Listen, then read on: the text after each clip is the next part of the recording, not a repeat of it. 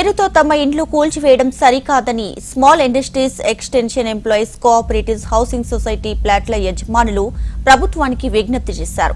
ప్రభుత్వ శాఖల్లో పనిచేసి పదవి విరమణ పొందిన 236 మంది సున్నం చెరువు సమీపంలో 1993లో ప్లాట్లను కొనుగోలు చేశామని యజమానులు తెలిపారు.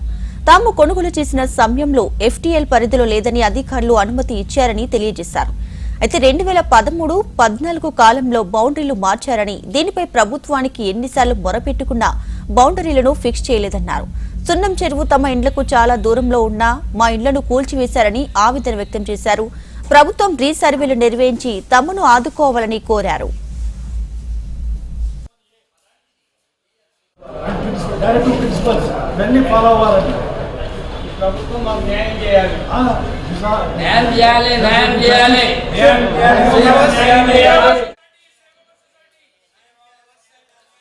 ఇనిషియేట్ ఎంప్లాయీస్ గుట్టల బేగంపేట అండి. Survey number 12A13.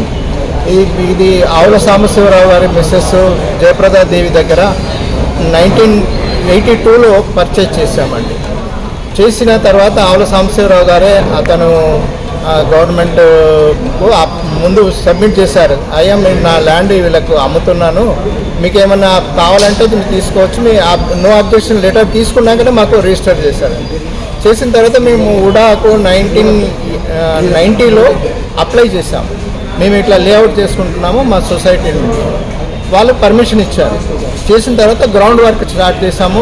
Roads form చేసాము. పెద్ద పెద్ద కొండలు ఉండే అవి రాళ్ళు అవన్నీ తీసేసి రోడ్స్ ఫామ్ చేసాము. 236 ప్లాట్లు చేసేసి అందరికీ మెంబర్స్ అందరికీ కూడా రిజిస్టర్ చేశాము.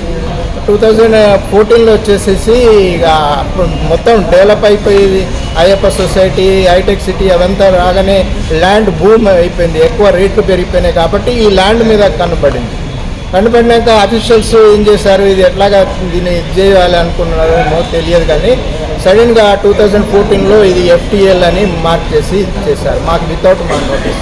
రేవంత్ రెడ్డి గారికి నమస్కారం చేసి చెప్తున్నాము, మా యందు దయ చూపించి, మేమంతా సీనియర్ సిటిజన్స్ అండి, మా యందు దయ చూపించి దీన్ని కరెక్ట్గా మీరు దీన్ని పర్సూ చేసి మమ్మల్ని, అసలు ఎఫ్టీఎల్ లేని దాన్ని ఎఫ్టీఎల్ పెట్టి మమ్మల్ని 30 సంవత్సరాల నుండి బాధ పెడుతున్నారండి. మీరన్నా అన్ని గవర్నమెంట్లో ట్రై చేశామండి, మీరన్నా మమ్మల్ని గడ్డపడేసి మాకు ఇల్లు కట్టుకునేటట్టుగా మా రీసర్వే చేసి రక్షించాలని కోరుకుంటున్నామండి.